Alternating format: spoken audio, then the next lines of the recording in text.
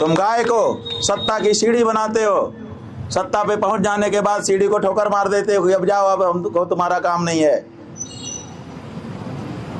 लेकिन जो गौ भक्त है वो तो जिस भी परिस्थिति में रहेगा वो गौ माता को नहीं छोड़ सकता है। और इसलिए हम लोग गौ माता के लिए हर खुशी और हर तकलीफ सहने के लिए तैयार हैं। आज बताइए हम कौन सा अपराध कर रहे हैं? नियम कानून के अनुसार चलते हुए अपने मतदाताओं से बातचीत कर रहे हैं। आपके कन्नौज आए, अब आपने जहाँ पे हमको रुकने का व्यवस्था की गई थी उसी को धमका दिया कि रोकाओगे तो फिर देख लेना। अब वो बेचारा परेशान हो गया, अब हम उसको क्यों संकट में डालें? इसलिए हमने कहा कोई बात नहीं, हम तो साधु हैं और साधु के लिए बंधुओं नियम होता है कि जब जैसा तब तैसा, और नहीं तो साधु कैसा। अगर हमको महल मिलता है रहने के लिए तो हम महल में रहते हैं, और अगर हमको सड़क का फुटपाथ मिलता है तो हम सड़क पे फुटपाथ पे रहते हैं। लेकिन दोनों समय में हमारा टेम्परामेंट थोड़ा भी नहीं बदलता है, एक जैसा रहता है। प्रसन्नताम ज्ञानगताभिषेकतः तथा न ममले वनवास दुःखतः। हम उस राम के अनुयायी हैं जिनको सायंकाल उनके पिताजी ने बुलाया, राम कल जरा जल्दी तैयार हो जाना। पिताजी क्या बात है? अरे तुम्हारा राज्याभिषेक होना है। ठीक है पिताजी, जैसा आपका आदेश, कह करके सोने के लिए चले गए। और रात के अंधेरे में अभी सवेरा हुआ नहीं था और फिर दोबारा बुलाहट हुई और कहा कि 14 वर्ष के लिए बन जाना है, वो भी तपस्वी के वेश में। माने ये कपड़ा भी पहन के नहीं जा सकते, इस कपड़े को भी उतार देना पड़ेगा। और सूर्योदय होने के पहले तपस्वी का वेश धारण करके, राजवेश छोड़ करके श्री राम निकल पड़े।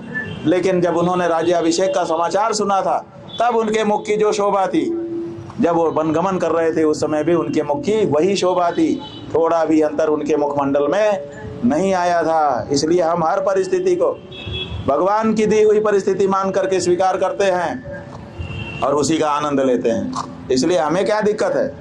हमको तो और अच्छा है, खुले में अपना आराम से रहेंगे, कोई दिक्कत नहीं है।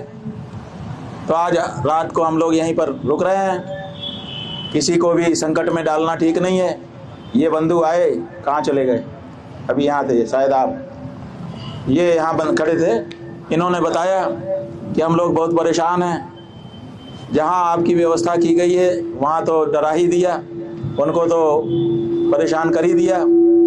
स्वयं एसडीएम का 3-4 बार फोन गया कि सोच लो, तो फिर वो बेचारा व्यापारी आदमी है, डर गया। टेलीफोन में उसने हमारे यात्रा के संयोजक को बताया कि 3-4 बार जब हमारे पास फ़ोन आया तो फिर हम भी डर गए, हम भी व्यापारी आदमी हैं, क्या करें। शंकराचार्य जी के प्रति हमारी श्रद्धा तो है लेकिन डर भी है हमको। तो ऐसी परिस्थिति में उसको डर में ना डालना, किसी भी अपने व्यक्ति को जो अपने प्रति श्रद्धा रखता हो उसको समस्या में डालना ये कहाँ का नियम है? किसी तरह नहीं डाल सकते। फिर इन्होंने बताया कि हम लोगों ने विकल्प की व्यवस्था करनी चाहिए, जहाँ जहाँ जा रहे हैं वही लोग मना कर दे रहे हैं, कोई तैयार नहीं हो रहा है। क्यों?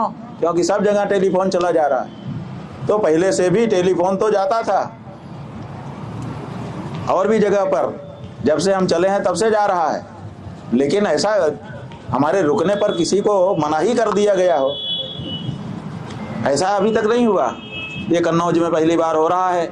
हो सकता है इसलिए यहाँ पे ज़्यादा कड़ाई की जा रही हो, क्योंकि ये अखिलेश यादव का क्षेत्र है, इसलिए यहाँ पे सबक सिखाना चाहते हो। भैया अखिलेश यादव को सबक सिखाओ, हमें किस बात का सबक सिखा रहे हो? आपके पॉलिटिकल राइवल वो हैं, हम तो है नहीं।